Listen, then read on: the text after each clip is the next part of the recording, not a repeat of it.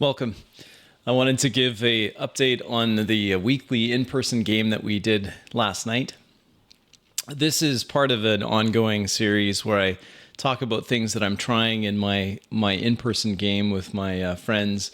We've been meeting for a long time, gaming for a long time, and I've been initiating them into this focus on role play, and I wanted to give you an update on how that's going. So I was kind of moderately pleased with how things went last week. This week, I think it was much better. There's a couple key differences. One is that we had only 3 players and then myself. So each player we had a lot of time for each player, and that was a big change from having twice that number previously. So I liked the smaller group. I think the smaller group worked better. The other thing I did that was different this week, much different from the week before, is that I shared with the players before we started what I was going to be working on. And so I told them I've been thinking about this concept of me as the camera. And so I'm going to be focusing the camera describing the conflicts that you see. And I just kept on I shared that with them because I wanted their help to keep me honest in my effort. Previously, what I would do is I would just put a Post-it note or something, a little piece of paper, an index card I used to use, and I would just write what I was working on to try to improve for that session. But I didn't ever share it with the players. It was kind of just for me. But I think it was good to share with the players that this is what I was working on. It made me think of something that Abraham does before we do our game sessions for that dark and terrible game that we're running through. And he always asks us, what are your expectations for this session? And I thought I've never done that. So I thought that was something I would try. But instead of asking my players what their expectations were, I told them what I was working on. Here's what I want to do better this game. And I think that worked because there was a couple instances where they gently, very kindly reminded me that I'm focused on the camera side of things. And it was good. It was good. Very dynamic. Lots of things going on.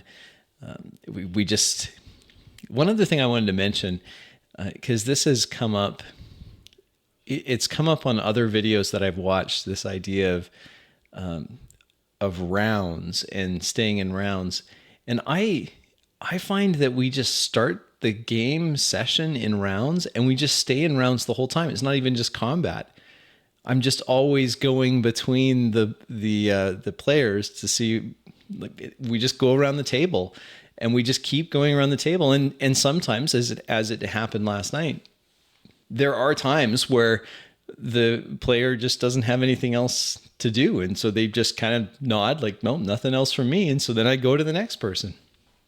And that is really what I find that's doing for our group is it's integrating all of what used to be compartmentalized. So what I mean by that is our game would be compartmentalized into now is combat, now is exploration, now is exposition. No one likes that part. Now is the role play, now is the social encounter. And each of those were like separate silos. But by having kind of this turn order that just continues the whole time, those activities that previously seemed as distinct and separate were instead all part of the same experience. That, don't get me wrong, that's not the same as saying a social encounter is run like combat or exploration is run like a social encounter. It's just, it doesn't feel like it's a different activity. It's all part of the same activity. I'm not quite sure how to explain it. It's just something to maybe try. I'd be interested to hear other people's experience with that. If you just start your game session like what we did, we've actually been doing this the last several weeks, but it was very, very noticeable last night because there was only 3 players. And so we just constantly were going between each of the players, each of the 3 players. We had that. And the turn order did alter somewhat according to whether or not one of the players decided his character is doing something that takes a longer period of time. And then we just skipped over them until it felt kind of in the real time or close to real time that we should go back to them. And by then they were ready to do something else. So I really like it. I think it's great. It's hard for me having done it, having played the various game systems over many years, but having always relied on initiative, it's hard to let go of that reliance. And I do find sometimes, oh man, I just wish that I could roll initiative, and we'll go into an initiative order. And we were so in love with initiative. We went at one point, when we were back in our Pathfinder days, that's first edition Pathfinder, we were using software. It was a program called Hero Lab. And Hero Lab, some of you may use it. It's actually really good for Pathfinder, the Pathfinder game system. I don't know about their online. There's a Hero Lab online. I never went there. I was like, what? Subscription? No, forget it. I don't want that. I just have Hero Lab Classic. And we would do randomized initiative. So it would re-roll initiative every round. And we thought that was fantastic. Now I think of that and I think that's horrible from what we're experiencing now. It's just so different from what we're doing now. Maybe it's not horrible. That may be a little harsh, but we just stay in an order. It doesn't feel weird. It doesn't. I'll give it some more thought, and maybe I have some. I don't know if I have anything brilliant to say on it. It's just that I noticed how cohesive all of the elements of the game were when we were just always in an order of some sort. And yes, players do at times interrupt others, but that's fine. Like they'll interrupt and say, like, suddenly I do this. And, okay, that's great. Another thing I did my players, and a few of the players, they do watch these videos and I encourage them to. So it's a way to keep me honest, because if I say something that's just totally not true, then I'm sure they'll hop in the comments and be like, no, Crispy is making that up. That's not.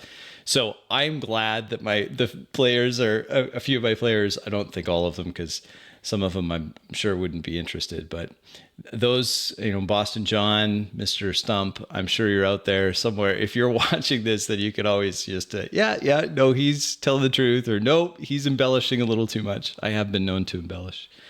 What I was going to say is my players have always known that I have this deep-seated aversion to having my NPCs correspond with other NPCs. To me, it's like, you've come to experience this role-playing game, and then you're just sitting there watching the game master play with himself. And yes, that sounds as bad as it is. It's just awful.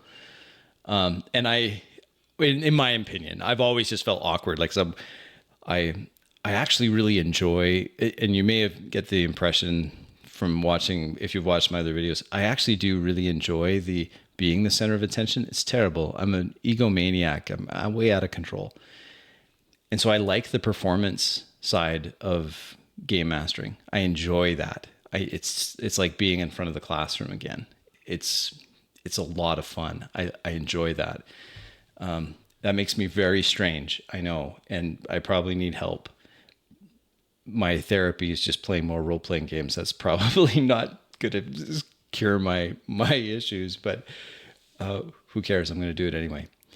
And so I've always, the running joke at my table has always been, if we can get Crispy to have his NPCs start talking to one another, we know he'll just kill them all off immediately. because he hates doing it. He just hates it. Like, I don't want my NPCs to be the focus of the game session. That's a terrible game session, in my opinion.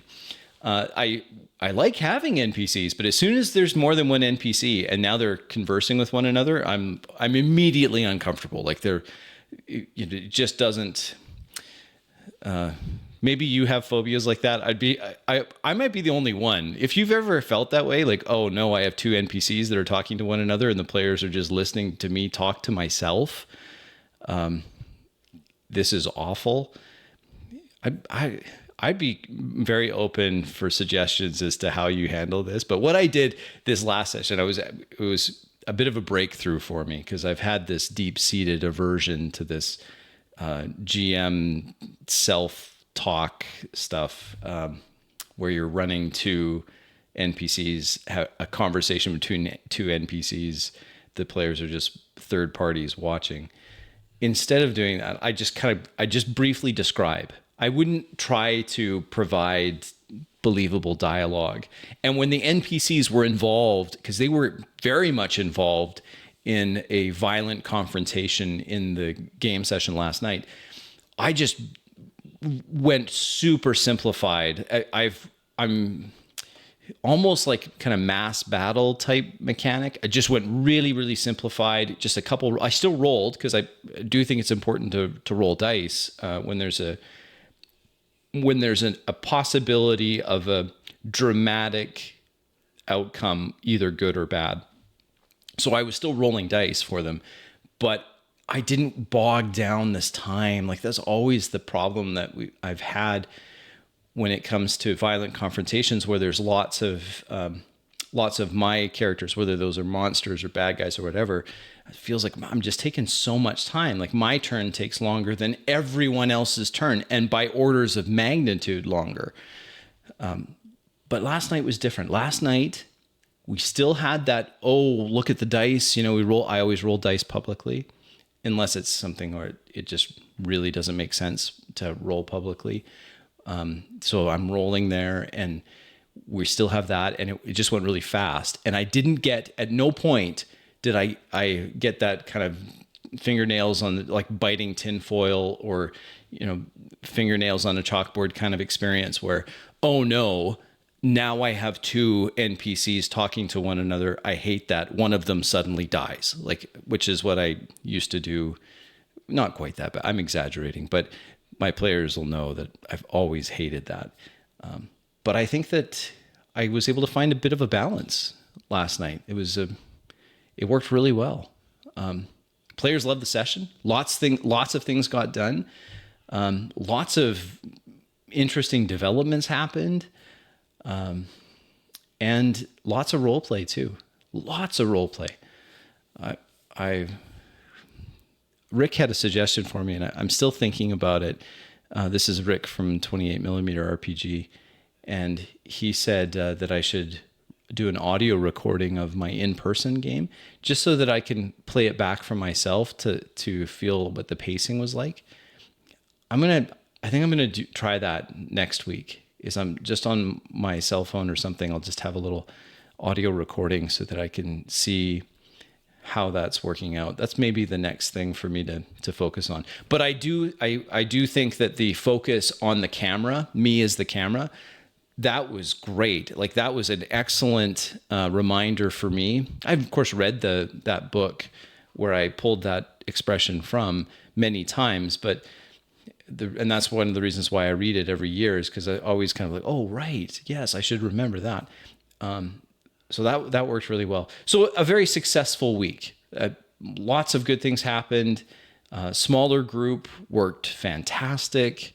I'd like to see if it's possible to take that experience as a smaller group, and then with more players, can we still keep that, especially if we've got 3 players that really are starting to get it?